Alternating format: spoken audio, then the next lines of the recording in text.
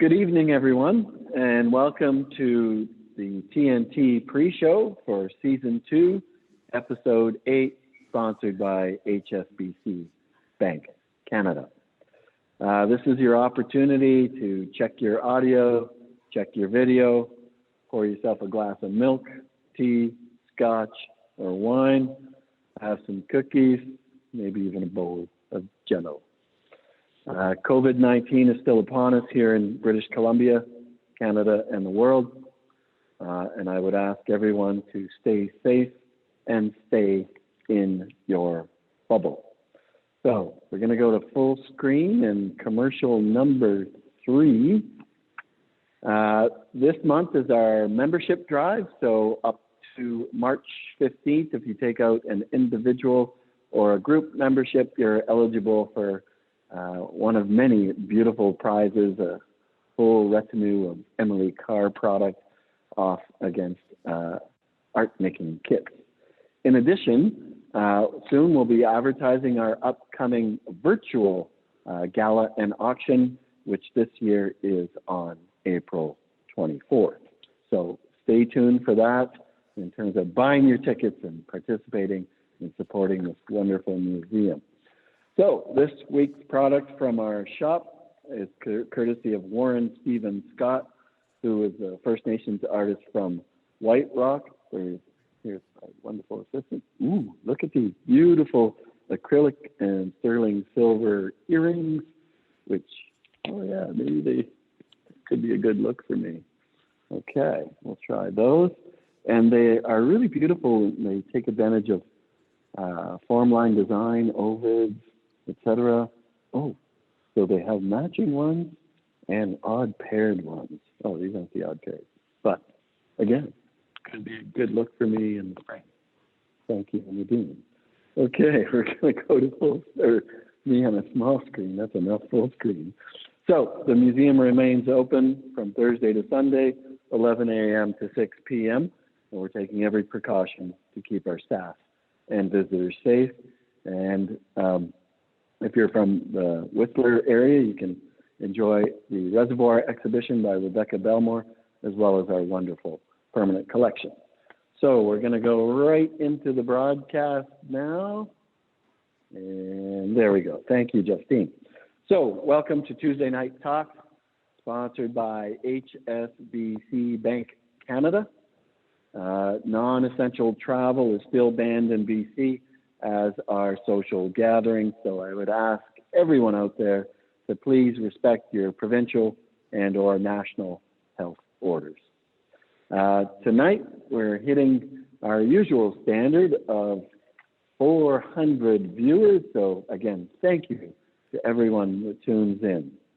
We're back in the permanent collection by the flashlights glow here at the Audain Art Museum in Whistler, on the shared territories of the Squamish and Lillooet Nations. Right behind me is a very recent addition to the collection and part of the new rehang here in the museum's permanent gallery.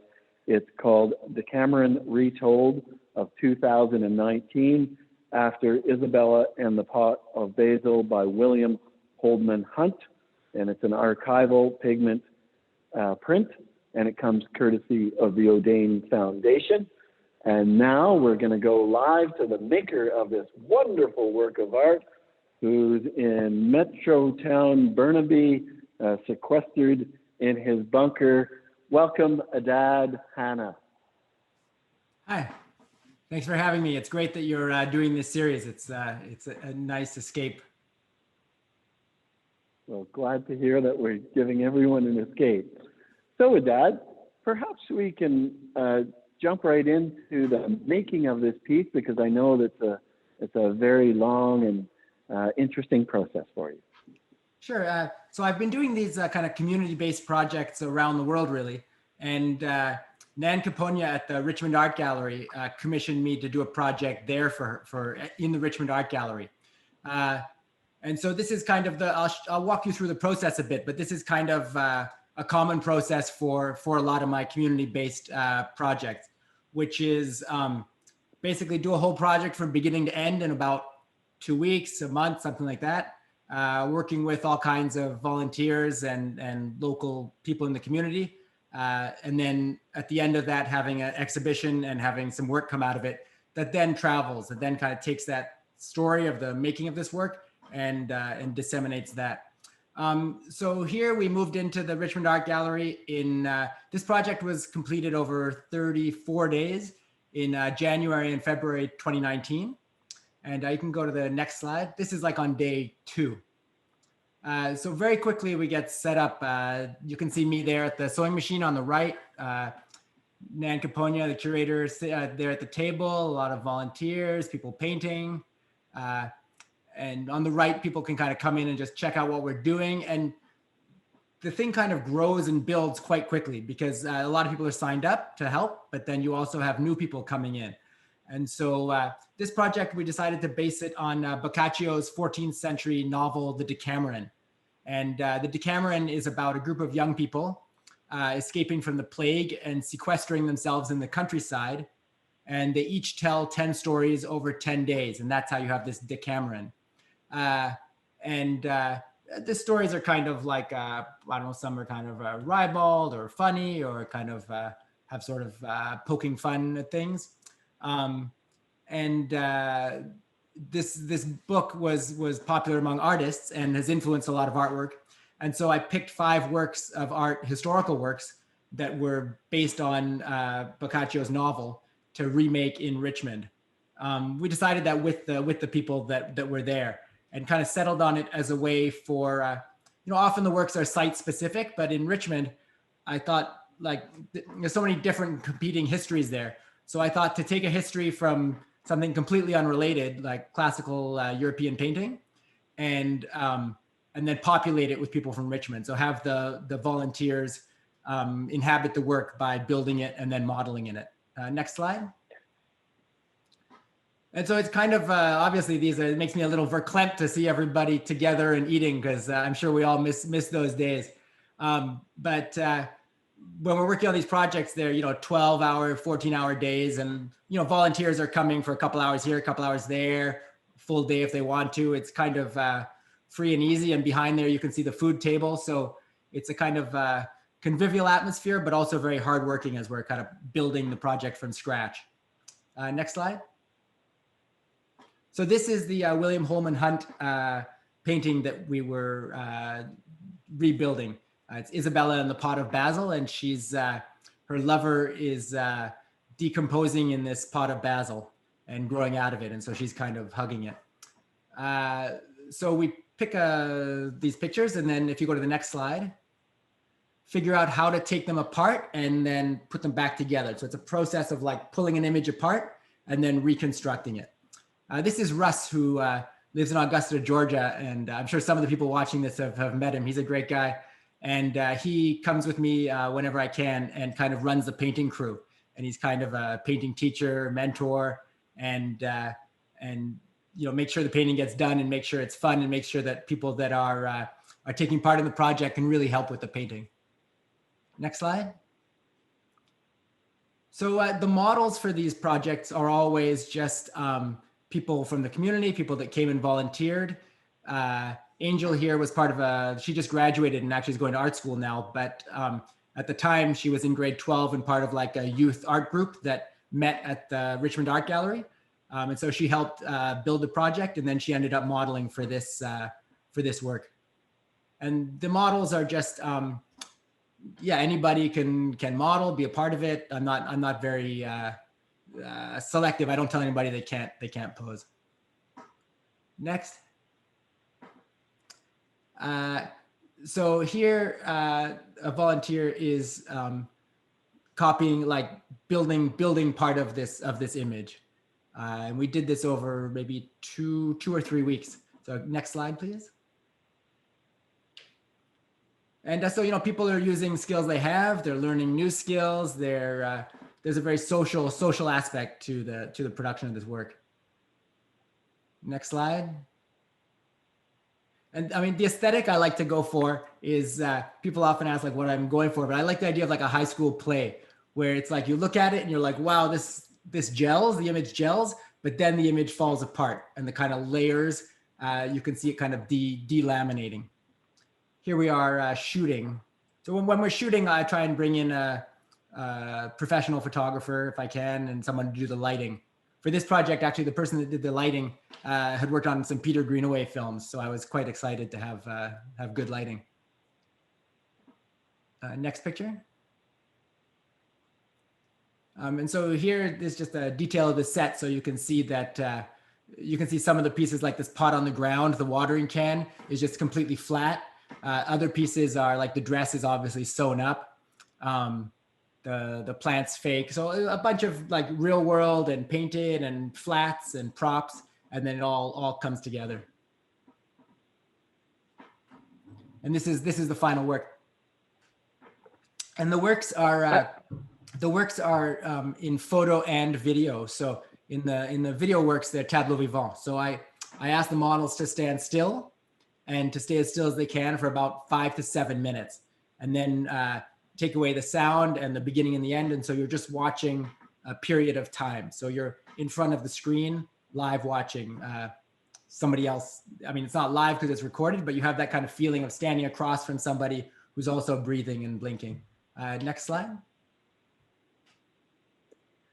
And here, so on day 34, the exhibition opened. And so the exhibition had 5 videos, the video tableau vivant. And then you can see here, like the lamp that you see here hanging on the left is the lamp. It's flat, it's just on plywood, but this is the lamp from the video on the right. And the flat that it's on is the wall that you saw Russ working on at the beginning. I had a couple questions for you, Dad, and if we could just back up one image, please, Justine. So it's interesting because you said the pot in the bottom right-hand corner is actually a cutout. Do you feel as though your work has a kind of borders into a kind of a collage area as well? Yeah, it's funny. I mean, I don't normally think that because like it's not collaged. Like, you know, I don't take multiple images and then join them. It's like one shot through a camera. But in my recent work that I'll show later on in this presentation, I'm actually trying to kind of achieve the effect of a collage in video and in photography. So I think, yeah, I'm glad you spotted this element because it kind of is you know, that part and the lamp up in the left kind of point to what I'm doing right now in the studio.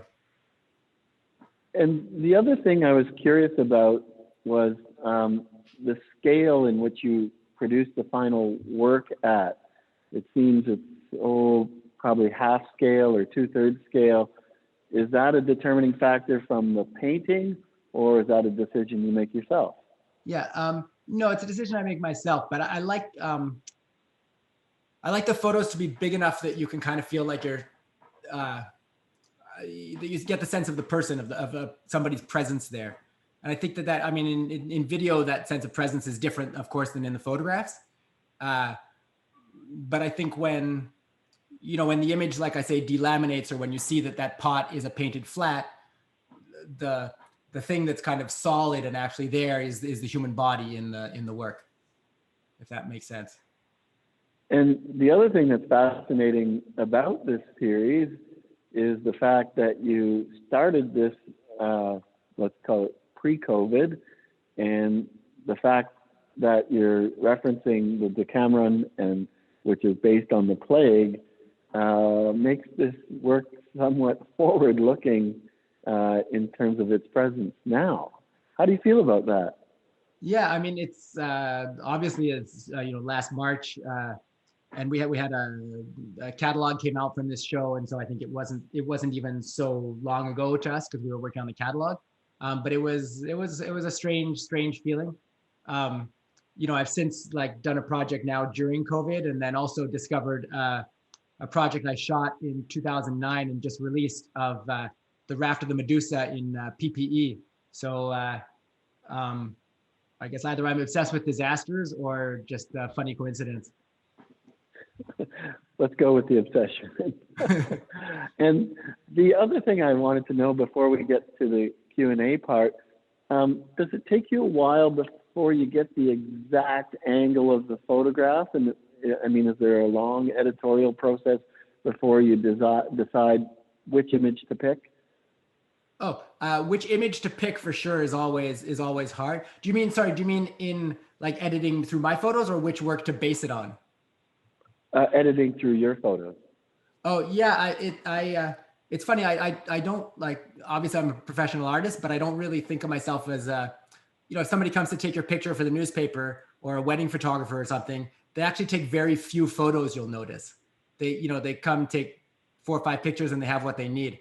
I always take hundreds and hundreds, and then it takes forever to sort through them, which is kind of not great in a way because it takes a lot of work, but it also is. So yeah, I don't know. And I find when I'm halfway through a project, I don't actually know the destination, but that's part of, I think if I knew exactly where I was going or knew exactly what I was trying to achieve, it would kind of be, then you're just kind of doing an assignment.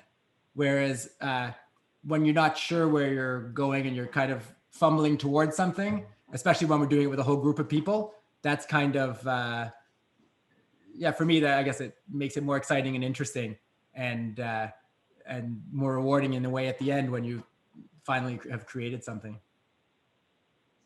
Okay.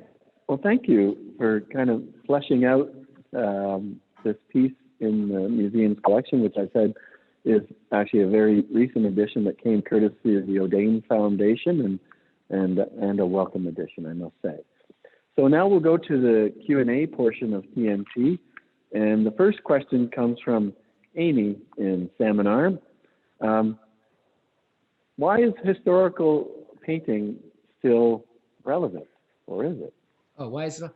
I think in 2021, there's many arguments for why historical painting is not relevant. But I think that historical works need to make way for contemporary works and for a re-examining of historical works and a re-examining of history in general. But I also think that the meaning of all historical works changes over time. And so the historical works are not as static or as old as they seem, because we as historical agents are always in negotiation with any text. By text, I mean an artwork, a film, a novel. And so when we're renegotiating meaning with historical works over time, we're changing that meaning. And so, it's like, if you don't know your past, then you don't know your present and you can't make the future or something. I think that's a Public Enemy quote mixed with a quote from somebody else. But I think it's important to question historical works for sure. And I think that's an important thing for people to do, and to think of themselves in relation to history and to historical works, but I think, And for our viewers' benefit, that's your new puppy Bo on your lap. Oh, that's my new puppy Bo. Bo. Okay, well, next we'll move to the next question. Sandy in Courtney, BC asks, how much influence has Jeff Wall had on your work? Oh, it's funny. I didn't think he had any influence on my work. And then when I was actually in Montreal doing my master's and my PhD at Concordia, people started saying that my work reminded them of Jeff Wall's work. So then I kind of thought about it and considered it. Obviously growing up in Vancouver and going to Emily Carr and, going to the Vancouver Art Gallery, I certainly saw a lot of Jeff Wall. I feel like in a way I had kind of a personal relationship with it, because I went to school with his kids to elementary school. And actually the twins in the Vampire's Picnic, one of them made my wedding ring. But I think in a way we kind of come to the same place. But Jeff Wall constructs the image out of other images and makes a kind of coherent image. And I kind of, by taking several photos and joining them, and I tend to not do that and just shoot a single image, but it's been pieced together beforehand, if that makes sense. So maybe that's a way that it relates. I don't know. Okay. No, that's a great answer. Next, we're going to go to Delray Beach, Florida. And Jerry asks, what inspires your work the most? People, places, or things? People, places, or things.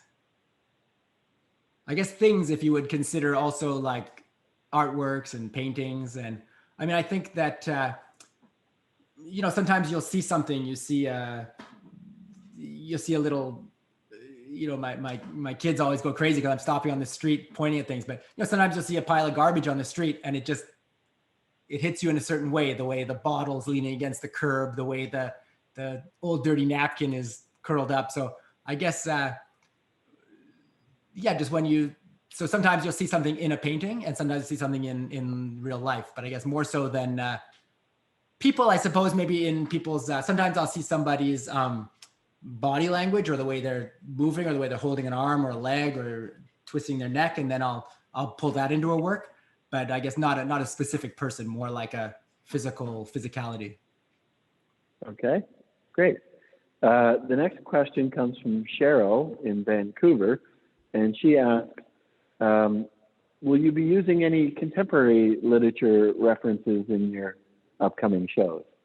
Oh, I unfortunately don't read enough at the present time. I did my PhD a couple of years ago and it took me 8 years and I feel like it broke my reading apparatus. And kind of took the joy out of reading a bit. But I'm not, I enjoy reading when I can, but I don't feel like that it's not the first thing I go to for inspiration. Okay. And the last question is actually someone who submits questions on a regular basis to TNT. So Mandeep in Abbotsford asks, what do you want people to understand or take away from your art? What do I want people to understand, take away from my art? I suppose, I don't want to be didactic about it. And I feel like people that make art are not always the best at, understanding its meaning in a way. Like as a creator, I don't think it gives you the final word on what a work means or the effects it can have or not have. But I suppose if, going back to what I said earlier about like being a historical agent, and if it makes you think of yourself and your kind of role within viewing of art or in the museum or the kind of performances that one does in those spaces, standing across from a work, accepted behaviors in museums, not accepted behaviors. So I suppose some kind of consideration of our relationship to art. Okay, great. Now, again, we're in an unusual situation in the fact that many times works in the museum are 10, 15, or 20 years old in terms of the artist's practice, but in this case, this work is only, I guess, just over 2 years old, or not even. And I know that I follow you regularly and have for some time on Instagram, and you started an Instagram series at the time that COVID hit, and perhaps we can turn to that series in talking about your current practice. Sure. Can I quickly answer these two questions that popped up here in the Q&A? Sure. I'll do it very quickly. So one person says, to what extent do you discuss the content of the original work with your collaborators? And I would say I try to do that as much as possible because I don't want them to feel that they're like executing something. I want them, like, the discussion from the beginning is about the project. And so their input will be more valuable and interesting the more they know about the project. And someone that says, I'm not going to answer that question. I'll type an answer to Tony because it's not a, okay. So sorry, back to you. Okay, so we'll bring up that first Instagram piece, and this was the first one in a series that continued over 10, 15, or 10 months now. Yeah, so when, I guess like all of us around, I was traveling a lot for art stuff up till mid-March, I guess. I flew back from I think Ottawa, New York on March 10th, I think. And, then 3 or 4 days later, I thought, oh my God, this is going on forever. I'm trapped at home. And what can I do? What kind of art can I do? Projects were getting postponed. And so I did something which I never do, which is, I mean, when I travel, I don't even bring my good camera. I put my camera and my tripod on my shoulder, and I headed out from my house. Because, you know, there were a lot of people on the street. People were buying toilet paper and kind of going to the store. And I live near Metrotown. So I headed towards Metrotown. And again, I never do this, just approach people on the street and said, like, can I take your portrait? And they said, what's it for? And I said, I have no idea. I'm just starting. I said, you know, I'm an artist. It might end up in an exhibition. And then I asked them to stay still, and I recorded them for 30 seconds. So these were tableaux vivants, but also they're shorter. If you, these are all videos. So on my Instagram, you can see the videos. So this was the very first one I did on March 14th. And then I did a little interview. So she says, Eva says, today I studied at the library. I'm tired. I have a final exam. My uncle is taking care of me. I'm not worried. So just kind of like, you know, just everybody's first kind of inklings of this, of what we've been going through for the last almost year now. Next slide. Very good. Oh, this is Chuck at a restaurant in a little kind of strip mall around here. So he said, we're only doing pickup and delivery. For most people, we just have to follow what the government tells us to do. This is a family business. It's serious. We have rent to pay. Yesterday was slow. Today is a little busier. It's stressful. Yeah, you kind of get to, and it's interesting actually looking at this now, because I think the Vancouver Sun or something had an article on this project, and they picked this picture. So then I went and dropped off a copy of the newspaper. But as we go through this project, it's interesting because it was, in a way, looking back at it now, I can see it as a way that I myself kind of dealt with, like, almost trying to meet people. I mean, it was always from a distance. I used a very long lens. So the portraits are from about like 5 to 10 meters away. But I use like a 100 to 200 meter lens. Yeah, just like a way to have interactions, you know, and to kind of deal with my own questions about this moment by speaking to other people. Oh, this was, what do you call it? Not a coworker, but a coworker of your daughter, someone that goes to school with your daughter. She was doing, you know, making noise at 7 o'clock. Next slide. And then, yeah, I guess in June, when kind of the Black Lives Matter kind of reverberated through the world. I mean, these issues have been going on for a long time, but when it kind of exploded, let's say, I didn't know what to do. I think a lot of artists didn't, you know, you're kind of, do I keep doing what I'm doing? How do I address this? Do I know how? Can I make anything relevant? What's the point?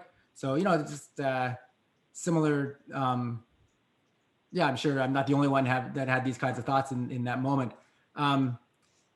And then in going down to kind of join the protests, and brought my camera and started taking some portraits. And I wasn't sure how people would feel, you know, having a white guy aim a camera at them and ask them what they thought of this moment. But I found out that, yeah, people were actually really happy to have somebody ask them this. And I was able to kind of, I don't know, use my privilege for what I consider something good, or to use my platform to help like disseminate these people's ideas. Yeah, I'm not going to read it. I can read some of it. This moment in history is a great time to push for reform. Being stressed out by COVID and obviously more instances of the same shit, not anything different, not anything new, nothing Jurassic, unfortunately. Another instance where an innocent Black man is killed. It's an issue that runs a lot deeper than just Black men getting killed. It's an issue that stems from the government. The foul play, accepted foul play through rules and the pen of the rich white man up top. Finally, everyone's coming out globally. So it just, you know, it was great to hear what an 18-year-old guy has to say about this precise moment. Yeah, next slide. This was Jason, also at a BLM protest. And it's interesting because this guy actually, so now in my recent project I did in my studio, I kind of stayed in touch with some of these people, and so they've come back as models in my newest work. Next slide. This is Caleb. He also came back. So he made his own I Can't Breathe jumpsuit. He's like a high school student and budding fashion designer and basketball player who's about to go to school in Japan and play basketball. Next slide. Then there was the Pride Month. So this was down around Commercial Drive. Next slide. This was I had quite a few people, I mean, not a large portion, but maybe, I don't know, 5% or something of the portraits that people that either, wanted me to take their picture and didn't want to say anything, or didn't want to show their face, but wanted to say something. And to me, I found this quite interesting to either want to have a voice of your thoughts, but not your image, or the other way around. So to me, that was quite interesting. This was Danny. He said, this is the woman on the left, actually, she didn't want to say anything, Beth, but Danny, who wanted to cover his face, wanted to say, it's difficult to make queer connections or find queer spaces during COVID. Working in a space where I'm not out as queer feels more difficult during COVID. I guess I'm craving the connections more right now. I'd love to be out at work, but I work in the trades and it can be an intense and toxic place. So just, I'm not the first person that's done portraits and people have opened up to them, but for me, it was a new kind of experience and kind of an interesting way to process and catalog and kind of deal with this moment by making art. Thank you for that. Thank you for that discussion. Is the Instagram series, is it ongoing now? I can't recall. Yeah, so it is ongoing. I've kind of taken a bit of a pause. I have, I don't know, maybe 30 portraits that I haven't put up yet, because I think I have something like 200 and something up. I was doing it every day, but that was getting a bit difficult. And then I actually started to, other art things started to come up. The Royal BC Museum has acquired the whole project. So there will be more. And I'm around we're coming close to the year anniversary of starting this project. And so I wanted to shoot a bunch more, and maybe, I don't know if I'll keep going in the project or close it out there, but I wanted to have some kind of closure, let's say. Okay. And now I understand that, you're in the midst of a project that makes, again, historical references to paintings.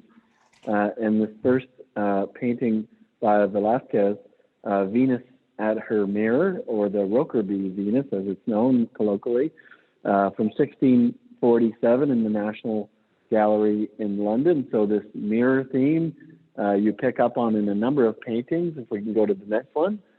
Mary Cassatt here, the work called Woman with a Sunflower of 1905. In addition to some more anonymous images, this medical photograph of this fellow looks just about the turn of the 20th century. He appears to be injured on his leg that appears in the mirror.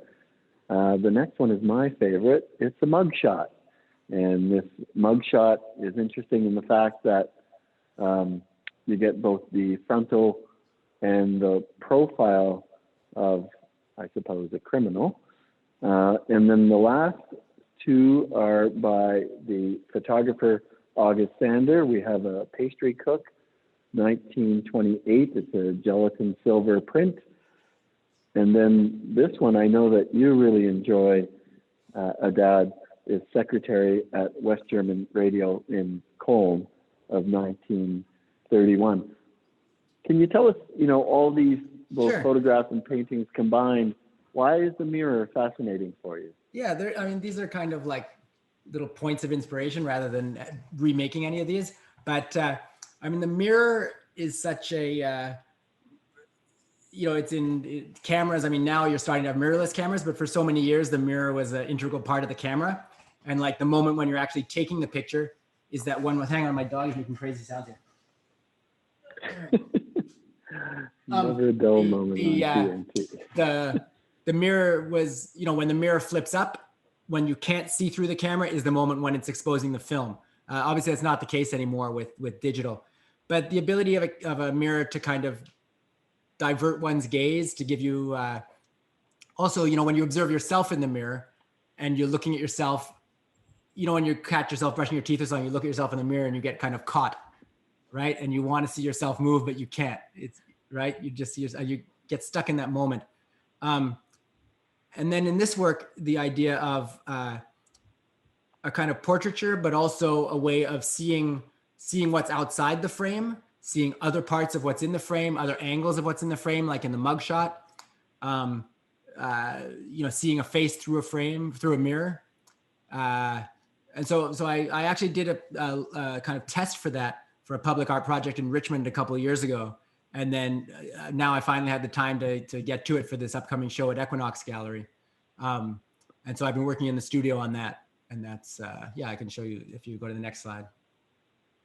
Oh, and there's one last reference to Brancusi's studio, I would assume in the early 20th century.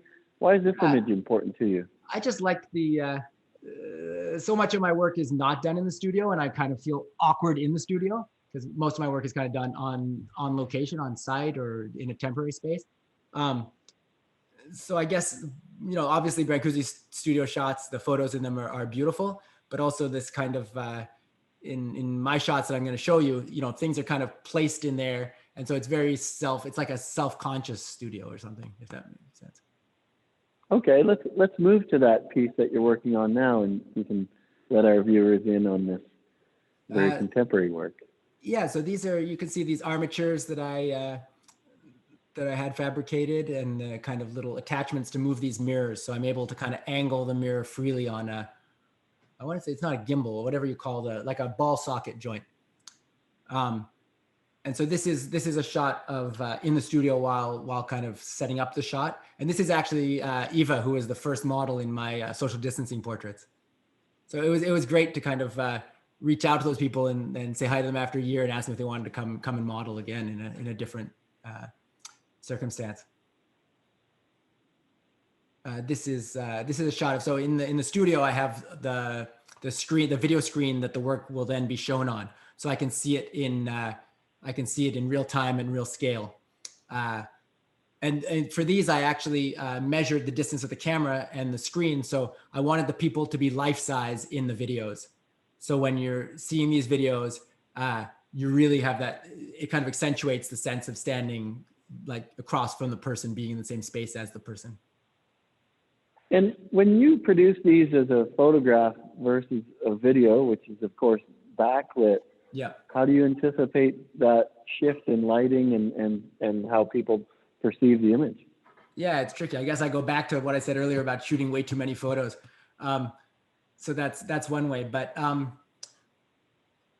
it depends. Like I usually shoot photos and video, and I don't actually know when I'm shooting them which will be in the exhibition or not, which will be part of the final project, if that makes sense.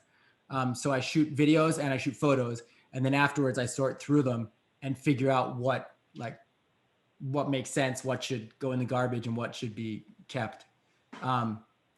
So yeah, things don't always have to, like for instance, if there's a photo from here and a video from here, they could both exist in the world, but just not be shown next to each other on the same wall. Yeah, but does that answer the question? Yes, it does. And so we, again, have this great setup shot. If you could tell us a little more about this picture. Yeah, this is Caleb, also from one of the social distancing portraits. And these ones, I just wanted to have people kind of doing little things, like things to pass the time. She was working on a collage in the last one. Caleb here is sewing something, and then really paint everything in. So make the image very deliberate, focus on what you're seeing in the camera, what the camera's blocking, and then ask him to stay completely still when I'm ready and shoot the video. If you go to the next. These obviously are frame grabs from the video, but you can imagine that he's staying completely still, but you can see him breathing and blinking and swaying. So kind of trying to see the human body that has all this stuff going on internally, try and stay still, but can't help but not.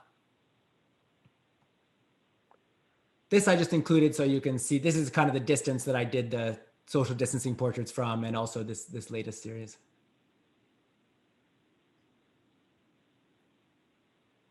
And here just kind of retrograde performance of people taking pictures with old cameras. One question I was thinking of, Dad, was, you've indicated that on occasion you'll show the still photograph off against the video piece. would you ever consider showing these behind the scenes look at how the image is assembled and created, or would that kind of pull the curtain back a little too far for you? Sorry, once more? Have you ever considered showing some of these setup shots along with the finished piece? Yeah, I'm actually in some projects, including the project for Equinox Gallery. I've kind of pulled back a little, so you can see a little more of the setup, a little more of what's going on around the situation. But that's hard because I don't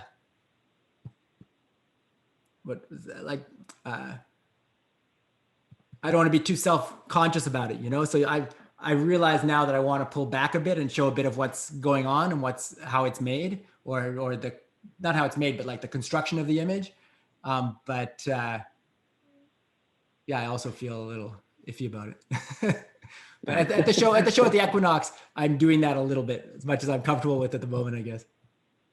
Okay, so that's definitely a progression in terms of how you're thinking about your work and pulling back the curtain maybe just a little bit. Okay, well, I want to say thank you, Adad. This has been just a brilliant example of, as you said, how you take apart these images and the process of making them and put them back together. I also want to thank the entire team here at the Audain Art Museum for staying focused, but also moving this institution forward at a time when, you know, that is not as apparent, let's say, as in normal non-COVID times. We also respect and appreciate the ongoing support and guidance of Michael Audain and Yoshi Karasawa, and similarly appreciate the contribution of the Art Museum's trustees as well as founders. I'd also be remiss if I didn't give our standard thanks to the TNT crew, our director producer Justine Nickel, and our quality controller Nadine Hassan. As per every week, we have a few shout outs to my dad in Cornwall, Ontario, my little sister who couldn't stay up tonight in Canada. I also wanted to thank Andy and Hannah at Equinox Gallery, where Adad clearly indicated he's having a show coming up, and I would encourage everyone to go visit. Also, Pierre-Francois Ouellette in Montreal, who has also been connected to Adad for some time now. So next week will be the final TNT for season 2, and it will feature Dana Claxton.